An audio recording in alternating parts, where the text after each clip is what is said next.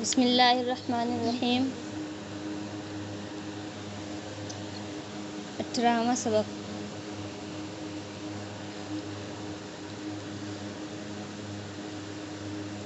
ہر سبق کی طرح اس سبق میں بھی 5 باتیں انشاءاللہ پڑھی جائیں گی۔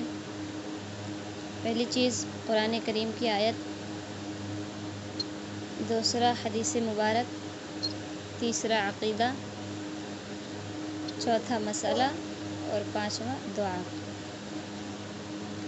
قرآن کریم کی آیت سے سبق کی ابتدا کی جاتی ہے۔ اعوذ باللہ من الشیطان الرجیم، بسم اللہ الرحمن الرحیم۔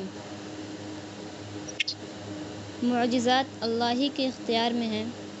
وَقَالُوا لَن نُؤْمِنَ لَكَ حَتَّى تَفْجُرَ لَنَا مِنَ الْأَرْضِ يَنبُوعًا أَوْ تَكُونَ لَكَ جَنَّةٌ مِّن نَخِيلٍ وَعِنَبٍ فَتُفَجِّرَ الْأَنْهَارَ خِلَالَهَا تَفْجِيرًا أَوْ تُسْقِطَ السَّمَاءَ كَمَا زَعَمْتَ عَلَيْنَا كِسَفًا أَوْ تَأْتِيَ بِاللَّهِ وَالْمَلَائِكَةِ قَبِيلًا أَوْ يَكُونَ لَكَ بَيْتٌ مِّن زُخْرُفٍ أَوْ تَرْقَىٰ فِي السَّمَاءِ وَلَن نُّؤْمِنَ لِرُقِيِّكَ حَتَّىٰ تُنَزِّلَ عَلَيْنَا كِتَابًا نَقْرَؤُهُ قُلْ سُبْحَانَ رَبِّي هَلْ كُنتُ إِلَّا بَشَرًا رَّسُولًا۔ جی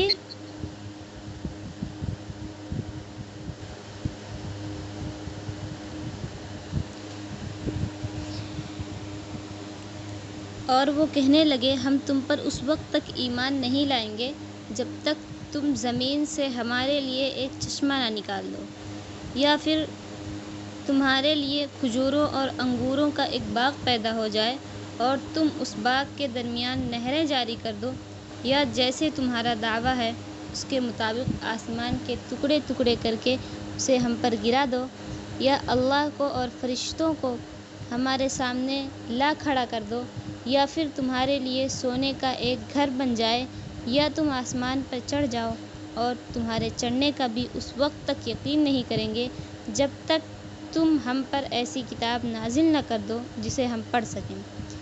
اے نبی آپ ان سے کہہ دیں کہ سبحان اللہ، میں تو ایک بشر ہوں جسے رسول بنا کر بھیجا گیا۔ یعنی ان آیتوں میں مشرکین مکہ کے وہ مطالبات بیان فرمائے گئے ہیں جو وہ محض ضد کی بنا پر حضرت صلی اللہ علیہ وسلم سے کیا کرتے تھے۔ یعنی وہ لوگ ایمان نہیں لاتے تھے اور آپ صلی اللہ علیہ وسلم سے ضد کرتے تھے، ان سے کہتے تھے کہ آپ یہ چیزیں پوری کریے۔ میم آپ کی آواز کٹ کر آ رہی ہے۔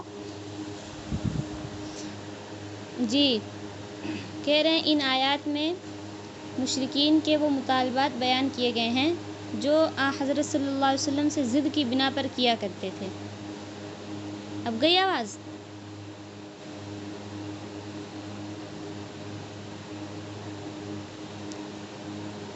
آپ کے الگ الگ معجزات ان پر ظاہر ہو چکے تھے، لیکن وہ پھر بھی نئی نئی فرمائشوں سے باز نہیں آتے تھے۔ یہ مشرکین مکہ کی بات ہے، وہ لوگ ایمان نہیں لاتے تھے اور آپ صلی اللہ علیہ وسلم کے معجزات کے ظاہر ہونے کے بعد اپنی طرف سے مطالبہ کرتے تھے کہ یہ چیزیں بنا کے دو ہمیں۔ آپ صلی اللہ علیہ وسلم کو ان ساری فرمائشوں کا یہ مختصر جواب دینے کی تلقین فرمائی گئی ہے کہ میں خدا نہیں ہوں، یہ سارے کام میرے اختیار میں ہوں، میں تو ایک انسان ہوں، البتہ اللہ نے مجھے پیغمبر بنا کر بھیجا ہے نا۔ قل سبحان ربی هل کنت الا بشرا رسولا۔ اے نبی آپ ان سے کہہ دیں کہ سبحان اللہ، میں تو ایک بشر ہوں جسے رسول بنا کر بھیجا گیا۔ یعنی اللہ تعالیٰ نے مجھے پیغمبر بنا کر بھیجا ہے۔ اب اللہ تعالیٰ نے اپنی حکمت کے تحت جو معجزات مجھے عطا فرما دیے ہیں ان سے زیادہ اپنے اختیار سے میں کوئی معجزہ نہیں دکھا سکتا۔ یعنی یہ جو تم مطالبے کر رہے ہو، یہ جو تم کہہ رہے ہو آسمان کے ٹکڑے کر کے دکھاؤ، ہمیں زمین سے چشمہ نکال کر دکھاؤ، کھجوروں اور انگوروں کا باغ دکھاؤ، تو یہ سب ہمارے اختیار میں نہیں ہے۔ معجزات صرف اللہ تعالیٰ کے اختیار میں ہیں۔ اللہ تعالیٰ جو معجزہ نبی کو دے بس وہی ان کے پاس رہے گا۔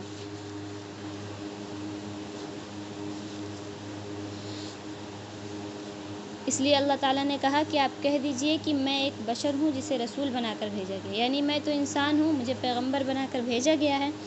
اب اللہ تعالیٰ اپنی حکمت کے تحت جو معجزات مجھے دیں گے ان سے زیادہ اپنے اختیار سے میں کوئی معجزہ نہیں دکھا سکتا۔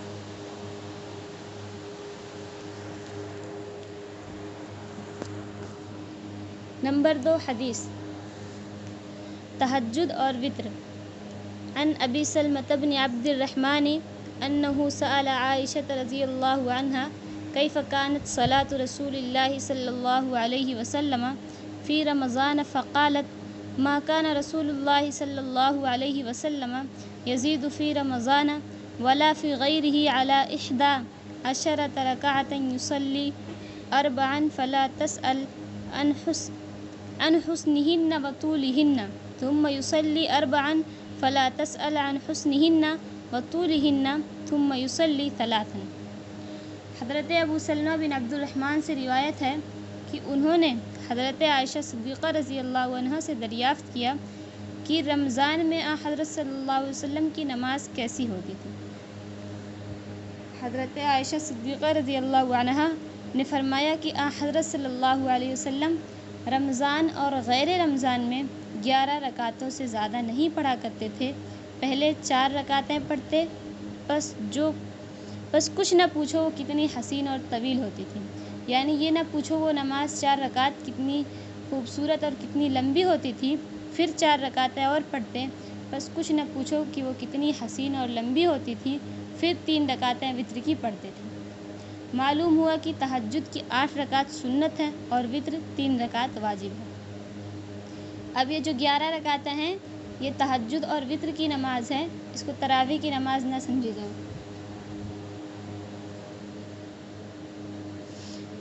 نمبر 3 عقیدہ معجزہ کے متعلق عقائد۔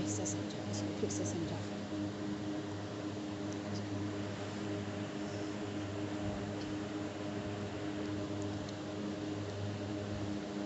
یعنی یہ حدیث میں حضرت ابو سلمہ بن عبد الرحمن جو حضرت عائشہ سے پوچھ رہے ہیں کہ رمضان میں حضور صلی اللہ علیہ وسلم کی نماز کیسی ہوتی تھی، تو بہت سارے لوگ سمجھتے ہیں کہ یہ رمضان کی نماز تراویح کی نماز ہے۔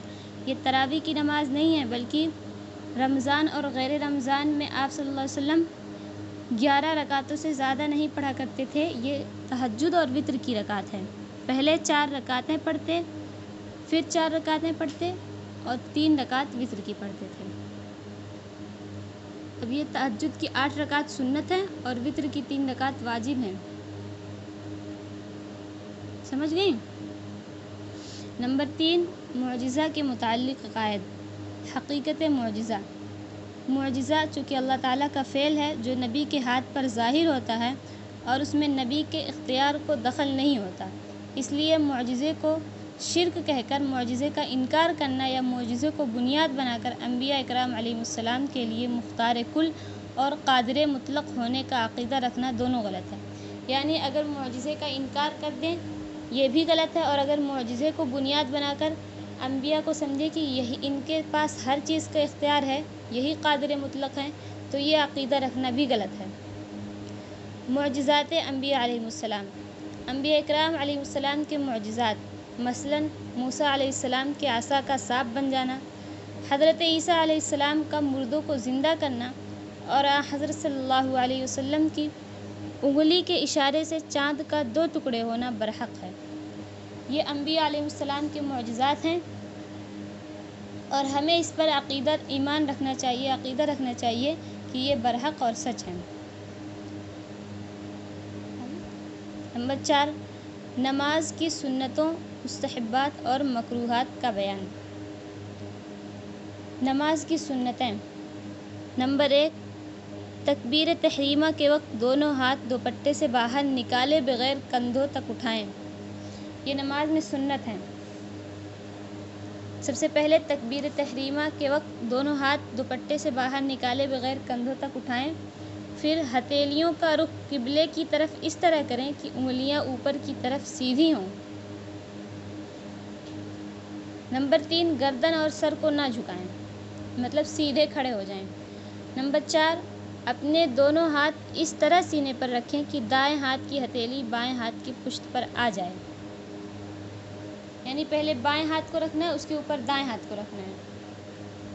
نمبر 5 پہلی رکعت میں ثنا سبحانک اللہم و بحمدک و تبارک اسمک و تعالی جدک ولا الہ غیرک پڑھیں۔ نمبر 6، صرف پہلی رکعت میں قرأت کے لیے تعوذ اعوذ باللہ من الشیطان الرجیم پڑھیں۔ نمبر 7، ہر رکعت کے شروع میں تسمیہ بسم اللہ الرحمن الرحیم پڑھیں۔ پہلی رکعت میں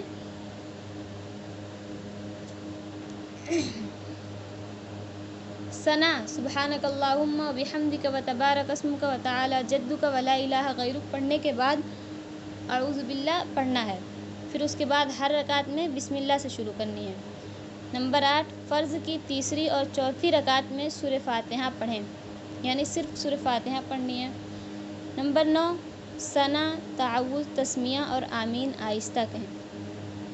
تعوذ کہتے ہیں اعوذ باللہ من الشیطان الرجیم کو، اور تسمیہ بسم اللہ الرحمن الرحیم۔ نمبر 10، رکوع اور سجود میں کم از کم 3 مرتبہ تسبیح پڑھیں۔ سبحان ربی العظیم اور سبحان ربی الاعلیٰ جو رکوع اور سجدے میں پڑھتے ہیں اس کو کم از کم 3 مرتبہ پڑھیں۔ نمبر 11، رکوع کے وقت معمولی سا اس طرح جھکے کہ ہاتھ گھٹنوں تک پہنچ جائیں۔ خواتین مردوں کی طرح گھٹنوں کو پکڑنے کے بجائے گھٹنوں پر صرف ہاتھ رکھیں اور اپنی کہنیوں کو اپنے پہلو سے خوب ملا کر رکوع کریں، یعنی صرف گھٹنوں پہ ہاتھ رکھنا ہے، اس کو پکڑنا نہیں ہے خوب زور سے۔ نمبر 12، سینے کو آگے جھکاتے ہوئے سجدے میں جائیں۔ پہلے اپنے گھٹنے زمین پر رکھیں، اس کے بعد ہاتھ زمین پر رکھیں، پھر ناک اور آخر میں پیشانی۔ سب سے پہلے گھٹنے کو زمین پر رکھنا ہے، اس کے بعد ہاتھ رکھیں، اس کے بعد ناک اور آخر میں پیشانی۔ نمبر 13، جلسہ اور قاعدہ میں بائیں کولو پر بیٹھیں اور دونوں پاؤں بائیں جانب نکال دیں۔ دونوں ہاتھ رانوں پر رکھ کر انگلیوں کا رخ قبلے کی جانب رکھیں اور تشہد میں کلمہ شہادت پر انگلی کا اشارہ کریں۔ دونوں ہاتھ قبلے کی طرف رکھنا ہے اور جب تشہد میں کلمہ شہادت آئے اشہد ان لا الہ الا اللہ، اس وقت انگلیوں کا اشارہ کرنا ہے۔ اس کا طریقہ یہ ہے کہ جب اشہد ان لا الہ پر پہنچے تو شہادت کی انگلی اٹھا کر اشارہ کریں، الا اللہ پر گرا دیں۔ نمبر 14، آخری قاعدہ میں تشہد کے بعد درود شریف پڑھیں۔ نمبر 15، درود شریف کے بعد دعا مانگیں۔ نمبر 16، پہلے دائیں طرف پھر بائیں طرف سلام پھیریں۔ یہ چیزیں نماز میں سنت ہیں۔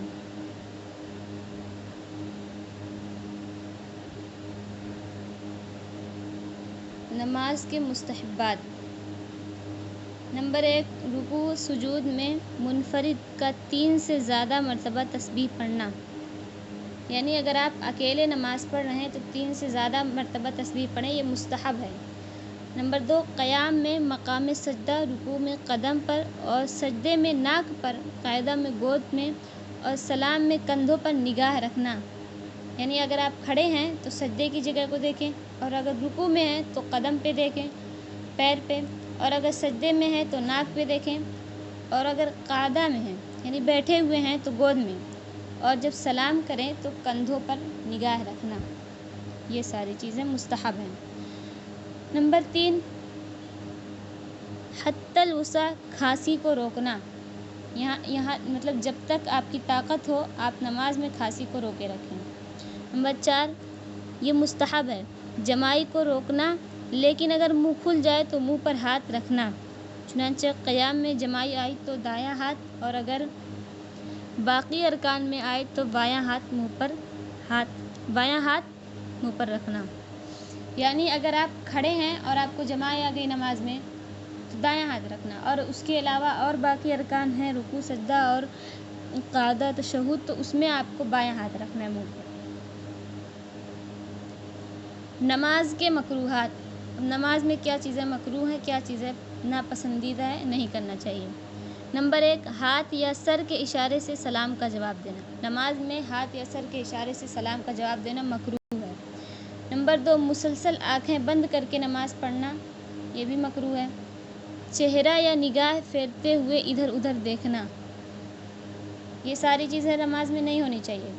جمائی لینا بقدر ہمت نہ روکنا، یعنی آپ جان بوجھ کے جمائی لیں اور اس کو نہ روکیں۔ نمبر 5، کمر کو کولہے پر ہاتھ رکھنا، یہ بھی مکروہ ہے۔ نمبر 6، پیشاب پاخانہ کا تقاضا ہوتے ہوئے نماز پڑھنا، یہ بھی مکروہ ہے۔ نمبر 7، انگلیاں چٹخانا، انگلیوں میں انگلیاں ڈالنا، نیز آیتیں تسبیحات انگلیوں پہ شمار کرنا، یعنی اگر آپ نماز میں ہیں اور قرآن کی آیت پڑھ رہے ہیں تو اس کو انگلیوں پہ شمار کریں، یا پھر اب رکوع سجدہ کر رہے ہیں تو تسبیح کو شمار کریں 1 2 3، یہ بھی مکروہ ہے۔ نمبر 8، انگڑائی لینا۔ نمبر 9، آلتی پالتی مار کر بیٹھنا بلا عذر، اگر بغیر عذر کے آپ 4 زانو ہو کر بیٹھ رہے ہیں تو یہ بھی مکروہ ہے۔ نمبر 10، کسی کے چہرے کی طرف رخ کر کے نماز پڑھنا۔ نمبر 11، بدن سے یا کپڑوں سے کھیلنا، نماز میں بدن یا کپڑوں سے کھیلنا مکروہ ہے۔ نمبر 12، کام کاج، نیند، ورزش وغیرہ کے میلے کچیلے کپڑے پہن کر نماز پڑھنا مکروہ ہے۔ جاندار کی تصویر والی جگہ نماز پڑھنا الا یہ کہ پاؤں کے نیچے ہو یا اسے الٹا کر دیا جائے یا چھپا دیا جائے، یعنی جاندار کی تصویر والی جگہ ہے، وہاں پر کسی جاندار کی تصویر ہے اور آپ وہاں پر نماز پڑھ رہے ہیں تو یہ مکروہ ہے۔ ہاں مگر اگر وہ آپ کے پاؤں کے نیچے ہے کسی، یا پھر اسے الٹا کر دیں یا چھپا دیں تو پڑھ سکتے ہیں، سامنے نہ پڑھیں۔ نمبر 14، تصویر والا کپڑا پہن کر نماز پڑھنا، تصویر والا کپڑا پہن کر نماز پڑھنا مکروہ ہے۔ نمبر 15، نماز میں اپنے کپڑوں کو سمیٹنا، سنبھالنا اور مٹی سے بچانا، یہ بھی مکروہ ہے۔ اب 15 چیزیں ہیں جو نماز میں مکروہ ہیں، اور نماز میں مستحب ہیں 4 چیزیں، نماز میں سنت ہیں 16 چیزیں جو آپ نے آج پڑھ لی ہیں۔ نمبر 5، پانی پینے کے بعد کی دعا الحمدللہ، تمام تعریفیں اللہ تعالیٰ کے لیے۔ آج کا سبق مکمل ہوا، امید ہے آپ لوگوں کو سبق سمجھ میں آ گیا ہوگا۔ اگر کسی کو کوئی سوال ہو تو پوچھ لیں۔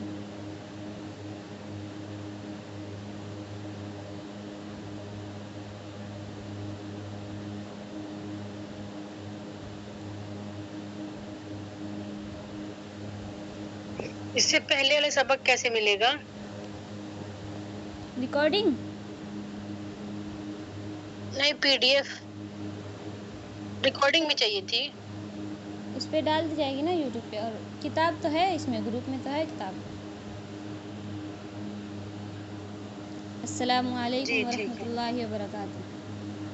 وعلیکم وعلیکم السلام السلام ورحمۃ اللہ ورحمۃ اللہ وبرکاتہ۔ وبرکاتہ۔